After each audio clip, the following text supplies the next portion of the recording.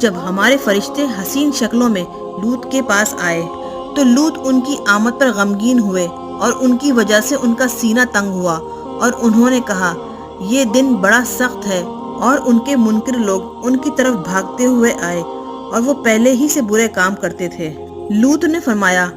اے میرے نافرمان لوگوں، یہ میری امت کی بیٹیاں ہیں، تم ان سے نکاح کرو، وہ تمہارے لیے بہت پاکیزہ ہیں، تو اللہ سے ڈرو اور میرے مہمانوں میں مجھے رسوا نہ کرو۔